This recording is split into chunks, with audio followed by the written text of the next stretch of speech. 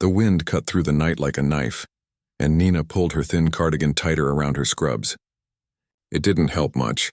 She'd been standing at this bus stop for almost 40 minutes now, watching her breath turn into little clouds in the freezing air. Her phone said it was 19 degrees, but with the wind it felt like single digits. She should have called someone, a coworker maybe, or that friend from nursing school who lived across town. But Nina hated asking for help. Always had. Besides, everyone was probably asleep by now. It was almost midnight and most normal people weren't just getting off a double shift at the hospital. Her car had died that morning. Just wouldn't start. The mechanic said it would cost at least $800 to fix, maybe more. Money she didn't have right now. So she'd taken the bus to work, thinking she'd figure it out later. But she hadn't planned on staying late. A kid had come into the emergency room with a severe asthma attack, and Nina couldn't just leave in the middle of that. She'd stayed until the little boy was stable and sleeping peacefully. Now she was paying for it. The last bus had come and gone an hour ago. She'd missed it by 10 minutes. The next one wouldn't arrive until 2 in the morning. 2 whole hours of standing in this freezing cold. Nina stamped her feet, trying to keep the blood flowing. Her toes were already going numb inside her worn sneakers. She thought about walking. Her apartment was about 5 miles away, but it wasn't a safe neighborhood at night, especially not this part of town, and honestly, she was so tired she might just collapse halfway there. She heard a car approaching and looked up hopefully. Maybe it was the bus coming early. But no, it was a black sedan, expensive looking. It slowed down as it passed, and for a second Nina's heart jumped into her throat. This was exactly what her mother had always warned her about. Strange cars, dark streets, young women alone, but the car didn't stop. It kept going, and Nina let out a breath she didn't know she'd been holding. She watched its taillights disappear around the corner. Then, to her surprise, the car came back. It pulled up right in front of the bus stop and the back window rolled down. A man in his mid-30s looked out at her. He wore a suit that probably cost more than Nina made in a month, and even in the dim streetlight she could see the concern on his face. "Are you waiting for the bus?" he asked. Nina hesitated. Every stranger danger lesson from childhood screamed at her to say no, to walk away. But she was freezing, and something about his voice seemed genuine. "Not threatening, just worried." "Yeah," she said carefully, staying a good distance from the car. "It's running late. The number 47? He checked his phone quickly. "That doesn't come again until 2 o'clock. "Were you planning to wait that long?" Nina shrugged, trying to seem braver than she felt. "Don't have much choice." The man exchanged a look with someone in the front seat. His driver, Nina realized. Then he opened the car door and stepped out. Nina tensed, ready to run if she needed to, but he just stood there a respectful distance away. Up close she could see he had kind eyes. Tired like hers, but kind. "I can't leave you out here," he said simply. "It's too cold. Let me give you a ride home." "I don't know you," Nina said, her voice steadier than she felt. "I don't get into cars with strangers." "Smart," he said, and he actually smiled a little. "I wouldn't either. My name is Adrian. That's Joseph driving." The man in the front seat raised a hand in a small wave. "We were just heading home from downtown. We can drop you wherever you need to go. I promise I'm just trying to help." Nina studied him. She'd spent years working with people, reading faces, trusting her gut about who was safe and who wasn't. Her gut said this man wasn't dangerous, just someone who saw another person in trouble and wanted to help. Still, she pulled out her phone and took a picture of the license plate, making sure he saw her do it. "I'm sending this to my friend," she said, even though she wasn't sure which friend she'd send it to at midnight. "Good idea," Adrian said. He even turned around so she could get a clear shot of his face too. "Send that as well. Tell them exactly where you're going." That gesture did it. What kind of dangerous person would encourage you to send their picture to someone else? Nina typed her address into a message but didn't send it yet. Just held her thumb over the send button as she walked to the car. She got in the back seat, keeping her phone ready, and told Joseph her address. As they drove, the warmth from the car's heater felt like heaven. Nina hadn't realized just how cold she'd been until she started thawing out. She tried not to shiver too obviously, but her whole body was shaking. Adrian noticed. Of course he did. He turned up the heat without saying anything. "Long shift?" he asked after a minute. "Double," Nina admitted. "I'm a nurse at County General, pediatrics." "That's incredible work," Adrian said, and he sounded like he meant it. "My mother was a nurse. She worked at Memorial for 30 years. Was? Nina asked, then immediately regretted it. Too personal. She passed away 2 years ago, Adrian said quietly. Heart attack. She was at work when it happened. They said she'd been pushing herself too hard for too long. I'm sorry, Nina said and meant it. She'd seen too many healthcare workers burn themselves out. The job demanded everything you had and then asked for more. They drove in comfortable silence for a while. Nina watched the city pass by through the window, the warm car making her drowsy. What happened to your car? Adrian asked. Nina blinked, surprised. How did you know? You're in scrubs at midnight waiting for a bus in the freezing cold. Either your car broke down or something went wrong with your usual ride. He was perceptive. Nina found herself explaining about her car, about the $800 repair she couldn't afford right now, about picking up extra shifts to help with her mom's medical bills. She wasn't sure why she was telling him all this. Maybe because it was late and she was tired. Maybe because he was a stranger and she'd never see him again. Sometimes it was easier to be honest with people you'd never meet twice. Here we are, Joseph said from the front, pulling up in front of Nina's apartment building. The building looked even worse than usual next to this expensive car. Peeling paint, broken light above the entrance, bars on half the windows. Nina felt a flush of embarrassment. Thank you, she said quickly, reaching for the door handle. Really, you probably saved me from frostbite. Wait, Adrian said. He was looking at the building with a frown. Is your heat working? Nina paused. Why? Because I don't see any steam coming from the vents. And it's 19 degrees out. She followed his gaze. He was right. The building's heating system had been spotty for weeks, but she hadn't thought much of it. She had a space heater in her apartment. It was fine, it's okay, she said. I have a heater. Adrian looked like he wanted to say something else, but he just nodded. He reached into his pocket and pulled out a business card. Take this. If you ever need anything or if you run into trouble, call me. Please. Nina took the card more out of politeness than anything else. Adrian Chen, it read. CEO Chen Technologies. Her eyes widened. You're kidding, she said. About which part? You run Chen Technologies. The software company? You're that Adrian Chen? He looked almost embarrassed. Yes, Nina had heard of his company. Everyone had. They'd just landed some huge contract with the government. This man was probably worth millions, and he'd stopped to help her at a bus stop. Thank you, she said again, softer this time. Really, you didn't have to do this. Yes, I did, Adrian said simply. Get inside where it's warm, and think about calling that number if you need anything at all. Nina nodded, clutching the card, and got out of the car. She watched them drive away, then looked down at the business card in her hand. She'd probably never call it.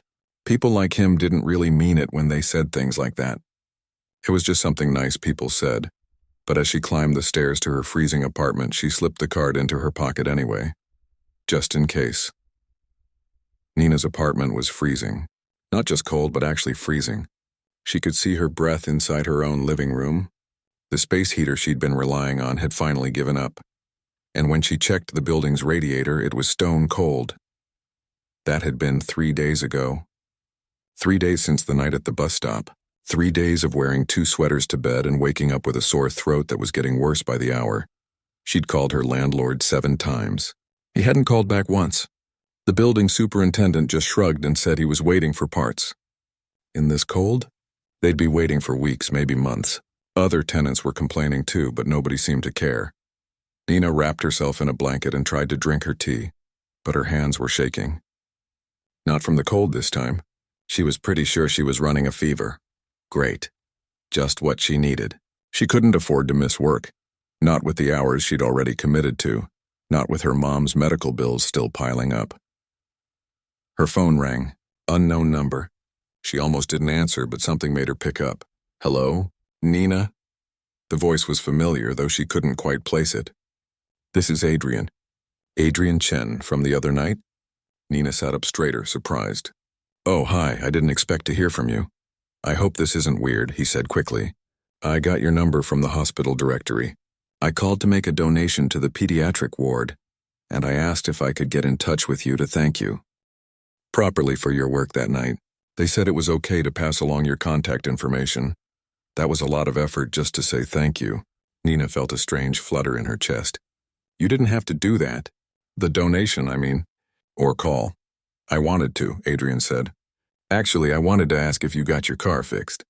And if your heat is working? Nina laughed, but it turned into a cough. When she finally stopped, she said, That obvious, huh? You were freezing that night, and I noticed your building didn't look well maintained. He paused. Are you okay? You sound sick. Just a cold, Nina said, trying to sound more energetic than she felt. I'm fine. Your heat isn't working, is it? There was no point lying. No. The whole building system is broken. Landlord says he's working on it. There was a long silence on the other end. Then Adrian said something that Nina definitely wasn't expecting. I have a proposal for you. It's going to sound strange, but hear me out. Okay, Nina said slowly. I have a guest house on my property. It used to be my mother's. She lived there the last few years of her life because she wanted her independence, but I wanted her close by. Since she passed, it's just been sitting empty. It has heat, hot water, security, and it's actually closer to the hospital than where you live now. Nina felt her stomach drop. I can't afford that. Whatever rent you're thinking. No rent, Adrian interrupted.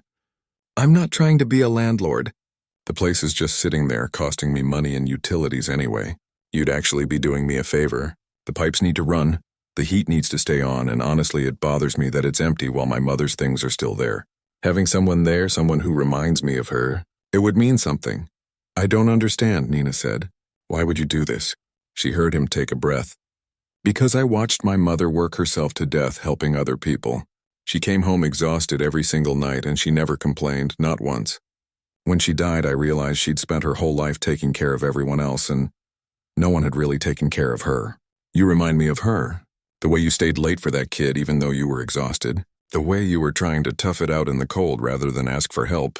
I can't help my mother anymore, but maybe I can help someone like her. Does that make sense? It did make sense in a strange way. But it also sounded too good to be true. Nina had learned the hard way that when something seemed too good to be true, it usually was. What's the catch? She asked. No catch. I can have my lawyer draw up a simple agreement. 3 months, no rent, you're free to leave whenever you want. You'd have complete privacy. The guest house is separate from the main house. I travel a lot for work anyway. I don't know you, Nina said, echoing her words from that night at the bus stop. This is a lot, I know, and I know how this sounds. But you're getting sick in a freezing apartment and I have a perfectly good place sitting empty. At least think about it. Come see it this weekend. Bring a friend if you want. If you don't feel comfortable, no pressure. But at least look at it before you say no. Nina wanted to say no right then. Every cautious instinct told her to hang up and forget this conversation. But she was so cold, and her throat hurt, and the thought of sleeping in actual warmth, of not having to worry about freezing for even just a few weeks.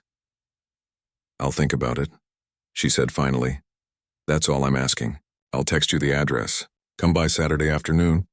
Okay. After they hung up, Nina sat there for a long time, wrapped in her blanket, staring at nothing. This was crazy. People didn't just offer strangers free places to live. There had to be something wrong with it. But then she coughed again, hard enough that her chest hurt, and she looked around her freezing apartment. What did she have to lose by at least looking? Saturday afternoon, Nina borrowed her coworker Rachel's car and drove out to the address Adrian had sent. She'd told Rachel everything, and Rachel had insisted on coming along, just in case this guy turns out to be weird. The address led them to a part of the city Nina rarely saw. Big houses, tall gates, tree-lined streets. When they pulled up to Adrian's property, Rachel let out a low whistle. Okay, so he's seriously rich, Rachel said. Like seriously, seriously rich. A tall gate stood at the entrance, but it was open. As they drove through, Nina saw the main house first. It was beautiful, modern but warm-looking, with big windows and stone walls. But Adrian had said the guest house, so she kept driving along the curved driveway until she saw a smaller building, set back among the trees. It wasn't really small, though. It was bigger than Nina's current apartment. A cottage, really, with a stone chimney and a front porch and windows that gleamed in the afternoon sun. Adrian was waiting on the porch. He waved as they pulled up, and Nina noticed he was dressed more casually today. Jeans and a sweater. He looked more relaxed, more like a regular person. You came, he said, smiling. And you brought backup, smart. This is my friend Rachel, Nina said. She insisted. Good, Adrian said, shaking Rachel's hand. I'd be worried if you came alone. Come on, let me show you around. He unlocked the front door and led them inside. Nina stopped in the doorway, speechless. It was perfect. A cozy living room with a fireplace, a small kitchen with modern appliances, a bedroom with a big window overlooking the trees. Everything was clean and comfortable and warm, so wonderfully warm. The heat works, Adrian said, almost apologetically. And the hot water. Internet is included in the main house's plan, so that's free too. There's a washer and dryer in that closet, and the hospital is about 15 minutes away, 20 in traffic. Rachel was walking around checking everything like she was a home inspector. She opened cabinets, tested faucets, even looked behind the furniture. Nina loved her for it. "This is really nice," Rachel said finally, looking at Adrian with open suspicion. "Why are you really offering this to Nina? And don't give me that stuff about your mother. What do you actually want?" Adrian didn't look offended. If anything, he looked relieved that someone was asking hard questions. "Honestly, I have more money than I know what to do with. This place costs me nothing to maintain, and it's just sitting here empty, full of my mother's things, reminding me that she's gone. Having someone here, especially someone who does what my mother did, who helps people the way she did, it would make this place feel less sad, less empty." He turned to Nina. "I'm not going to pretend I'm some saint. I'm probably doing this as much for me as for you. But I meant what I said. No strings attached. You can even have it in writing. My lawyer already drew up papers. 3 months rent-free, you can leave any time, and I promise to respect your privacy." Nina walked slowly through the cottage, touching the walls like she couldn't quite believe they were real. A fireplace. A real kitchen. A bathroom with a tub, not just a shower. Windows without bars on them. Trees outside instead of a parking lot. "Can I really stay here?" she asked, her voice smaller than she meant it to be. "Yes," Adrian said simply. "If you want to." Nina looked at Rachel. Her friend's expression had softened. She nodded slightly. "Okay," Nina said, turning back to Adrian. "Okay, yes, but I want some conditions. Name them. I help maintain the property. Gardening, cleaning, whatever needs doing. I'm not taking charity. I work for what I get. Deal, and everything in writing. Contract rules, everything. Already done. You can have your own lawyer look it over if you want. And this is temporary. 3 months. Then I find my own place." Adrian hesitated at that one, but he nodded. "If that's what you want." Nina stuck out her hand. Adrian shook it, his grip warm and firm. "When can I move in?" Nina asked. "Whenever you want." "Today, if you need to." Nina thought about her freezing apartment, about the cold that seemed to seep into her bones, about the fever she could feel building behind her eyes. "Tomorrow," she said. "I'll move in tomorrow." That night, back in her frozen apartment, Nina packed her things and tried not to think too hard about what she was doing. This was temporary, just a place to stay while she got back on her feet. Nothing more. But as she fell asleep, wrapped in every blanket she owned, she couldn't help but smile. Tomorrow she'd be warm. Tomorrow she'd wake up somewhere safe. And maybe, just maybe, tomorrow would be the start of something good. Moving into the cottage was easier than Nina expected. She didn't have much, just clothes, books, and a few personal items. Rachel helped her carry everything in, still giving Adrian suspicious looks whenever he appeared, which Nina appreciated. Good friends questioned things that seemed too perfect. The first night in the cottage, Nina slept better than she had in months. Maybe years. The bed was comfortable. The heat worked perfectly, and she could actually hear birds outside instead of sirens and shouting. She woke up without a sore throat for the first time in a week. Adrian kept his distance at first, like he'd promised. Nina would see him sometimes, coming and going from the main house, and he'd wave or nod but never tried to intrude. She appreciated that. It made her feel less like a charity case and more like a regular tenant. But slowly, naturally, they started running into each other more. Nina would be checking the mailbox when Adrian came home from work. He'd be walking the property when she was having coffee on the porch. Small conversations became longer ones. A quick hello turned into 10-minute talks about their days. 3 weeks after she moved in, Nina found a pile of firewood stacked neatly beside her door. She texted Adrian to ask about it. "The groundskeeper cut too much," he texted back. "Thought you might want it for the fireplace." Nina knew there was no groundskeeper. She'd been living there long enough to notice that Adrian took care of most of the property himself on weekends, but she didn't call him on the lie. Instead, she used the wood and enjoyed the crackling fire while she read her nursing journals. The next weekend, she baked cookies. Too many cookies, she told herself. Way more than one person could eat. It would be wasteful to let them go stale. So she boxed up half and left them on Adrian's doorstep with a simple note. Thanks for the firewood. When she checked her phone an hour later, there was a photo of Adrian holding up a cookie with a huge smile on his face. Best cookies I've had in years, the text said. You're dangerously good at this. It became a pattern. He'd leave fresh vegetables from the farmer's market he accidentally bought too much from. She'd make extra dinner and leave him a container. He'd replace a loose board on her porch without being asked. She'd plant flowers along the walkway to both houses. They started having coffee together on Sunday mornings. At first it was awkward, both of them trying too hard to make small talk. But gradually it got easier. Nina learned that Adrian wasn't just some cold businessman. He visited his mother's grave every Sunday afternoon without fail. He donated anonymously to 3 different children's hospitals. He knew the names of every employee in his company, all 200 of them, and asked about their families.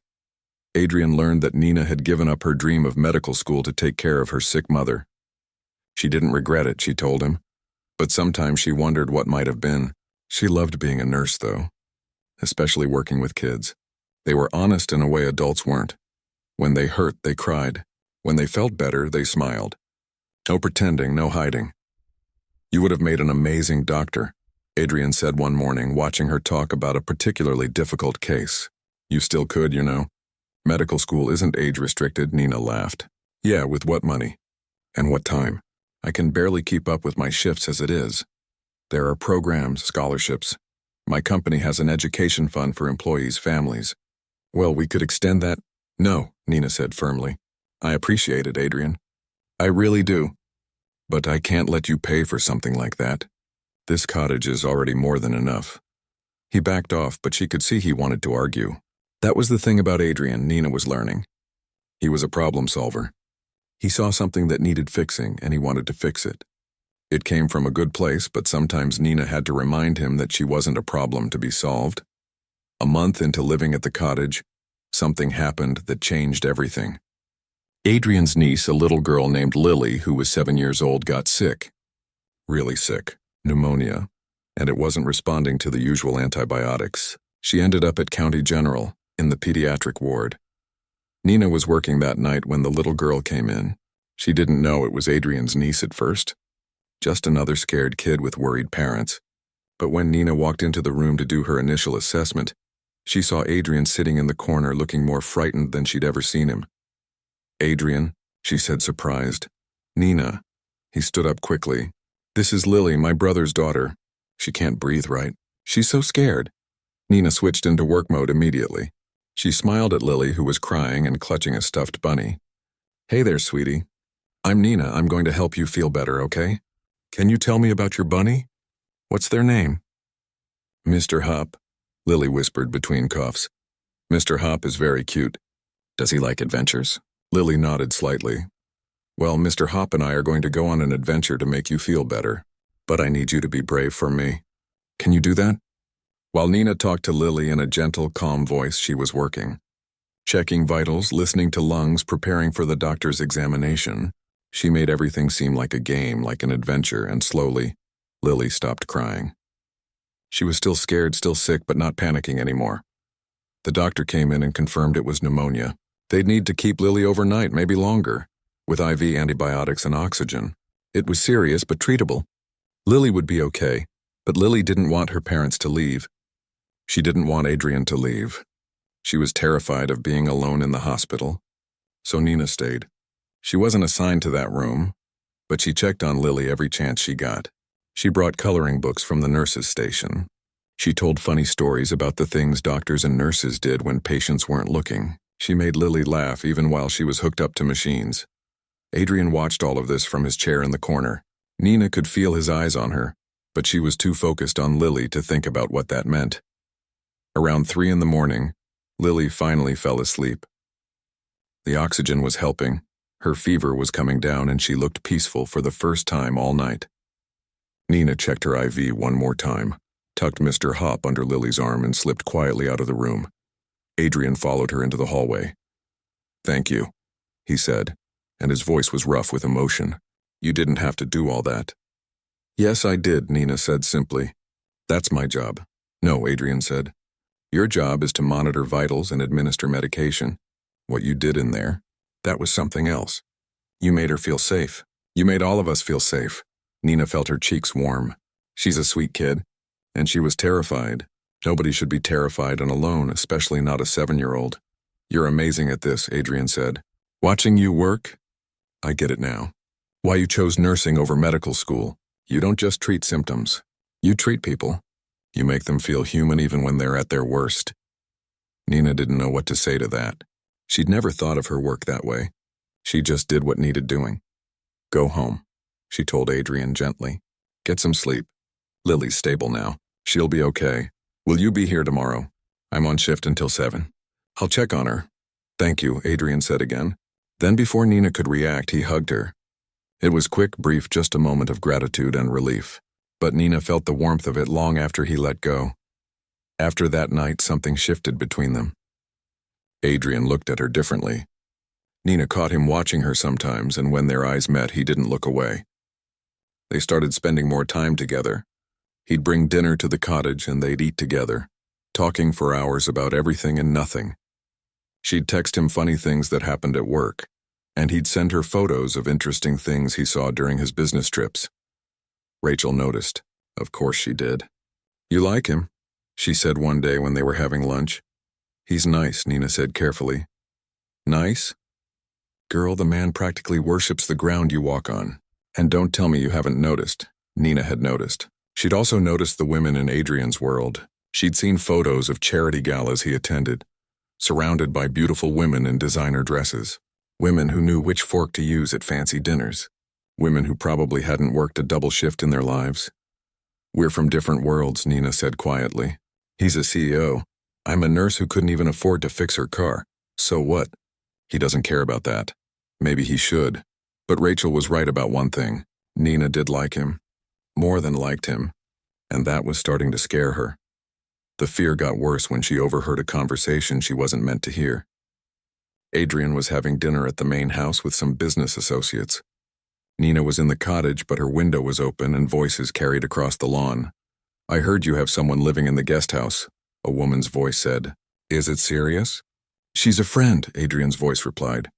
She needed a place to stay. A nurse, right? How charitable of you. The woman's tone made it clear what she really meant. Just be careful, Adrian. People talk. Having some woman living on your property, it looks inappropriate. Nina didn't hear Adrian's response. She closed the window, her heart sinking. The woman was right. This did look inappropriate, and Nina had been so caught up in how nice it was to have a warm place to stay, to have a friend who actually seemed to care about her, that she hadn't thought about how it looked from the outside. She was becoming a liability to Adrian's reputation. A problem. That night, Nina started looking at apartment listings again. It was time to go. Time to get back to reality before she got too comfortable in this fairy tale. Before she started to believe that someone like Adrian could really care about someone like her. Nina found an apartment 3 days later. It wasn't much, but it was clean, affordable, and available immediately. The neighborhood was better than her old place, and it was only 20 minutes from the hospital. Perfect. This was what she needed. Time to get back to her normal life. To stop living in this dream world where rich men rescued freezing nurses and everything worked out like a fairy tale. She called the landlord and put down a deposit. Then she texted Adrian. Can we talk tonight? His response came immediately. Of course. Everything okay? Yeah, just need to discuss something. That evening, Nina knocked on the door of the main house. Her stomach was in knots. She'd practiced what she was going to say a dozen times, but the words still felt wrong in her mouth. Adrian opened the door, smiling until he saw her face. What's wrong? Can I come in? He stepped aside and Nina walked into his living room. She'd only been inside the main house a handful of times, and each time she was struck by how warm it felt despite its size. Photos on the walls, comfortable furniture, books everywhere. It felt lived in, loved. I found an apartment, Nina said, deciding to just rip the bandage off. I'm moving out next week. Adrian stared at her. What? Why? Did something happen? Is the cottage not? The cottage is perfect, Nina interrupted. That's not the issue. Then what is? I thought you were happy here. I am. Too happy. That's the problem.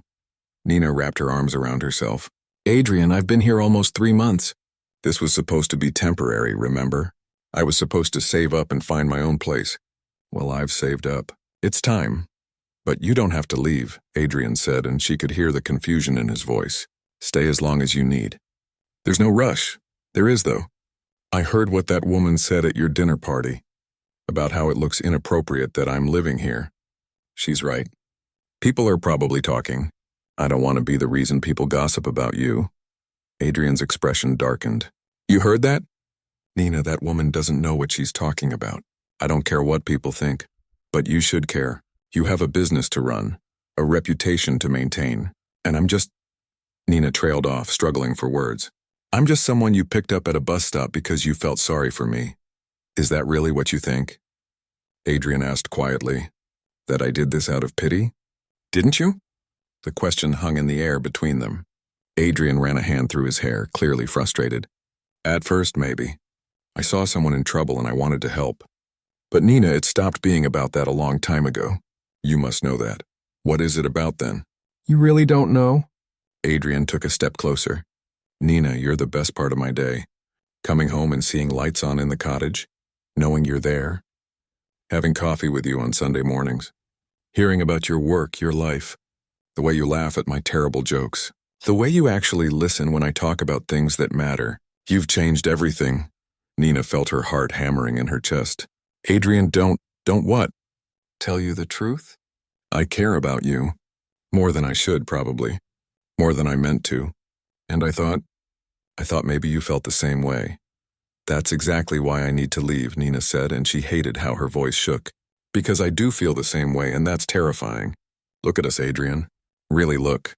You're a CEO of a major tech company. You go to charity galas and business dinners. You wear suits that cost more than I make in a month. And I'm a nurse who works double shifts and couldn't even afford to fix her car.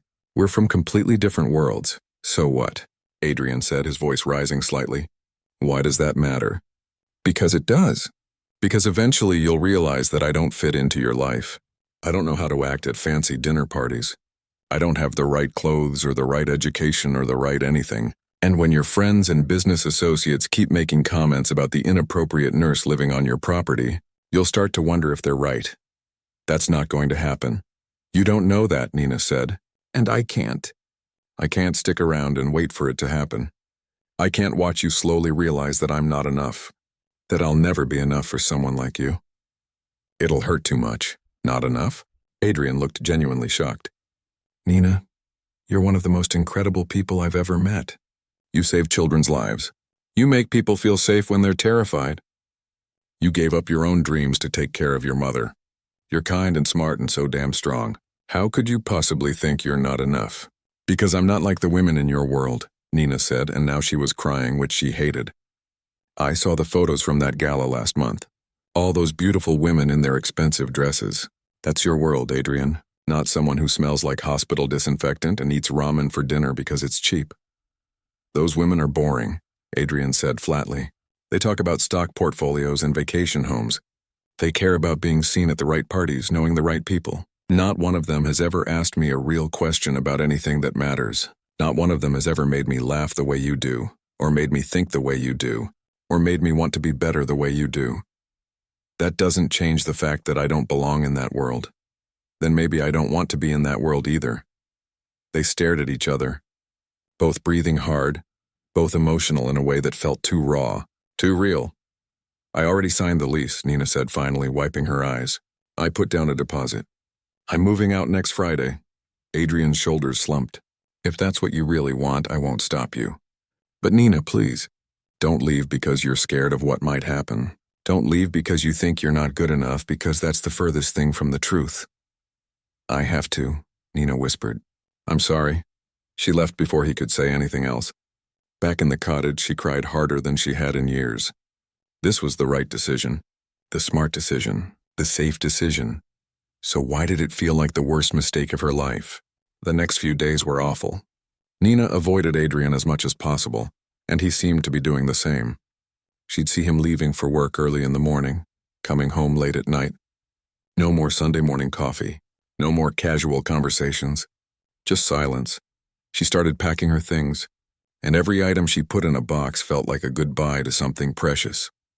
On Thursday, 5 days after her conversation with Adrian, Nina got called in for an emergency shift. There'd been a bus accident on the highway, multiple children injured. All hands on deck. She rushed to the hospital and threw herself into work. It was chaos. Kids crying, parents panicking, doctors shouting orders. Nina moved from patient to patient, doing everything she could to help. Cleaning wounds, starting IVs, holding hands, offering comfort. One little boy, maybe 5 years old, was terrified. He'd been separated from his mother in the chaos and didn't know where she was. He was screaming, fighting the nurses who were trying to help him. Nina knelt down beside him. "Hey, sweetheart. I'm Nina. I'm going to help you, okay? And I'm going to find your mom. But first, I need you to be brave for me. Can you do that?" The boy hiccuped, staring at her with wide, scared eyes. "I know you're scared. It's okay to be scared. But I promise I'm not going to leave you. I'm going to stay right here until your mom gets here. Deal?" The boy nodded slowly. Nina held his hand while the doctor examined him, talking to him the whole time, telling him about her cat at home, making up silly stories to distract him. When his mother finally found him 20 minutes later, Nina felt the familiar sense of satisfaction that came from helping someone through their worst moment. But she was exhausted. Emotionally, physically, completely drained. The shift lasted 18 hours. By the time Nina finally left the hospital, it was almost dawn. She'd worked through the night, running on nothing but adrenaline and coffee. She drove back to the cottage in a daze. All she wanted was to collapse into bed and sleep for a week. But when she pulled up to the cottage, she saw Adrian sitting on her porch steps. He looked like he'd been there all night. He stood up when he saw her. "I heard about the accident on the news. I knew you'd be called in. I wanted to make sure you were okay. That was all it took." Nina's carefully constructed walls crumbled. She'd spent days trying to be strong, trying to do the right thing, trying to protect both of them from getting hurt. But she was so tired. And seeing Adrian there, waiting for her, worried about her, she started crying. Not the quiet, controlled crying from the other night. Real, ugly, exhausted crying. Adrian crossed the distance between them in 2 steps and pulled her into his arms. "It's okay," he murmured into her hair. "I've got you. It's okay." Nina clung to him, letting herself break down completely for the first time. All the fear, the exhaustion, the heartbreak she'd been holding back came pouring out. And Adrian just held her steady and warm and solid. When she finally stopped crying, Nina didn't pull away. She stayed there in his arms, listening to his heartbeat, feeling safer than she'd felt in days. "I don't want to leave," she whispered. "Then don't," Adrian said simply. "Nina, I don't care what anyone thinks. I don't care if we're from different worlds or if you don't know which fork to use at a fancy dinner. I care about you, just you, exactly as you are." "I'm scared," Nina admitted. "Me too," Adrian said. "But I'm more scared of letting you walk away without telling you how I really feel. I'm in love with you, Nina. I think I have been since that first night at the bus stop. And if you need to leave because you don't feel the same way, I'll understand. But don't leave because you think you're not good enough. Because you're more than enough. You're everything." Nina pulled back just enough to look up at him. His eyes were red, like maybe he'd been crying too. "You love me?" "Yes. That's terrifying. I know." "I love you too," Nina said, and saying it out loud felt like jumping off a cliff. Terrifying and exhilarating all at once. Adrian smiled, and it was like the sun coming out. "Yeah? Yeah, but I'm still scared." "We'll be scared together," Adrian said. He kissed her forehead gently. "Come on. You need to sleep." He led her inside the cottage, made sure she ate something, and